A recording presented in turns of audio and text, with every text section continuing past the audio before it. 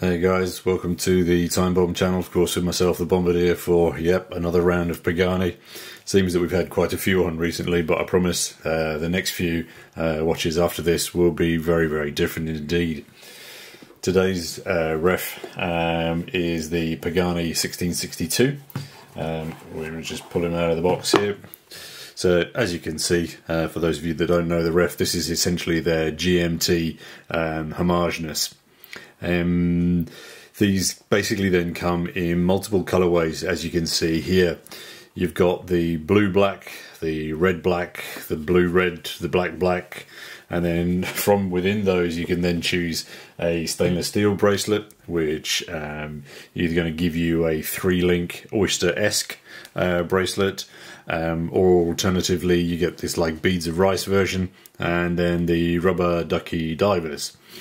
As of today, these watches cost on AliExpress around £65, and I think really for that price you are getting a lot of watch. So let's kick off with some specs. So these things are the standard Pagani 40 mils across, then sits in 14 mils of depth on around 47.5 mils. Oops, sorry, I'm going a little higher. 47.5 mil lug to lugs. And then is on a 20 mil strap. As all Paganis, they have the 100 meters worth of watery goodness. So again, quite a few standards to this, and then I think they've kind of got a recipe that works, and then they apply those little variants accordingly. All right, let's move on to the dial. So the dial, essentially then, again, we've got applied markers, Mercedes hands, and then of course our lovely green GMT hand, which on the other colorways the GMT hand then comes in either red or blue, depending of course on which colorway you pick. The brushing on that inner chapter ring, I think again it looks really very good. It's the finishing on that circular brush through the inside there works very well, and I really do like the way that it frames that dial from certain perspectives. The Cyclops to me though looks a little bit off-center. It kind of looks a little bit too close to the crown to me, and as a consequence, when you actually want to look at the date, you have to kind of tilt the watch slightly inwards that way in order to see it. I don't know if that's, I think it's just slightly about a mil to 2 mils off center. The 24-hour bezel on this one then is ceramic. It's 120 clicks, and the action is great. Let's just have a quick listen.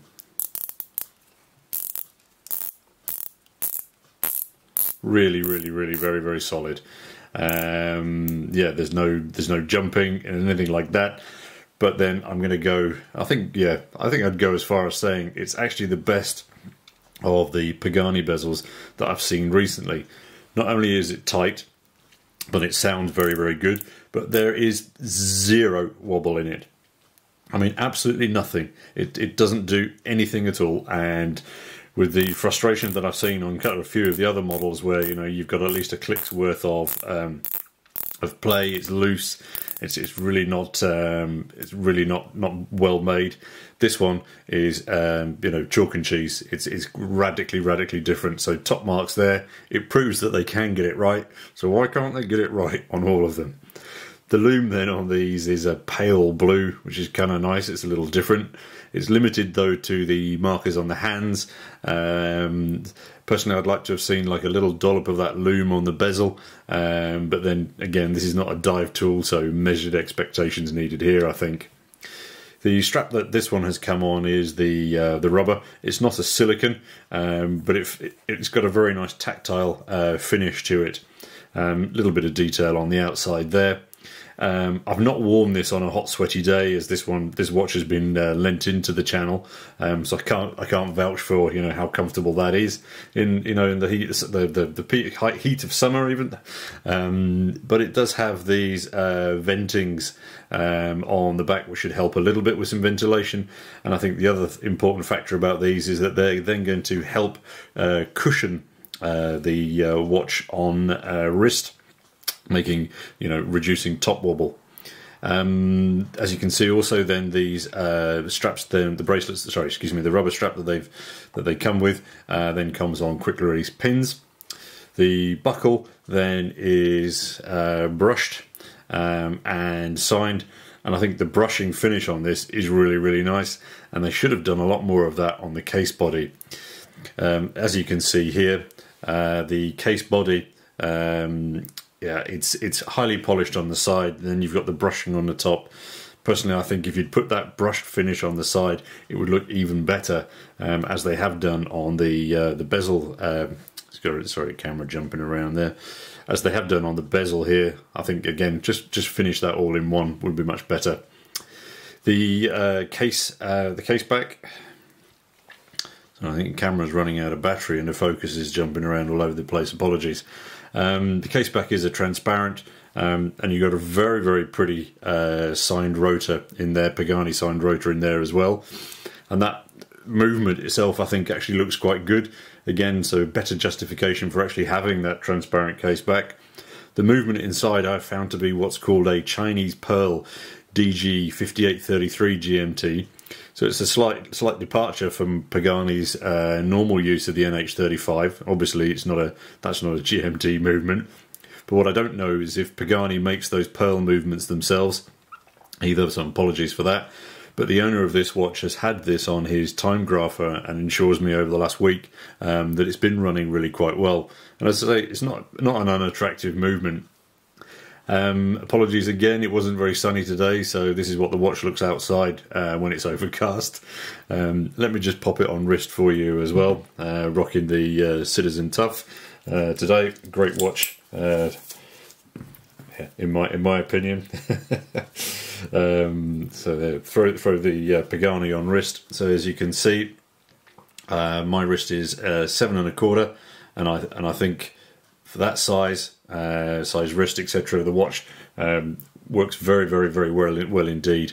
No issue at all with sizing, and as I say, the cushioning just under the rubber here, I think really does aid the top wobble there again. So yeah, nice design points. But again, I think they may have borrowed that from another manufacturer. So to wrap up, I think the key aspects for me, oh my god, the camera is really having a bad day. Okay, so the key aspects for me of this GMT, the worst thing, the case for me is a little bit blocky and uninspiring, and because they've polished those sides, it's an absolute fingerprint magnet. If they'd made the lugs perhaps just like a little bit more curved or twisty, I think it might have helped. But again, they're basing this design on another case body, so perhaps detracting from that design may not quite have fitted with their objectives of creating a GMT homage. The best things for me is the bezel. It's a million times better than the bezels on the other Paganis that I've seen recently. And then, of course, what I do like about it is the ratio of specs to price. I mean, for £65, you are getting a lot of wrist fun here. And I think as well, just lastly, my pick of the colorways would probably be the Pepsi version. I just think, yeah, that's personal choice. In black, though, here it is quite handsome. Alright guys, any of you guys own these GMT models? It would be good to hear your comments down below if you've had one of these for a while, and you can add any additional perspectives on ownership and, you know, wear and tear after a year or so. Alright guys, that's a wrap. Thanks as always for viewing.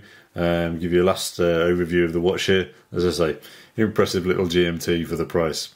Thanks for viewing as always guys, and of course until next time, this is your host, the Bomabrdier, signing off. Cheers.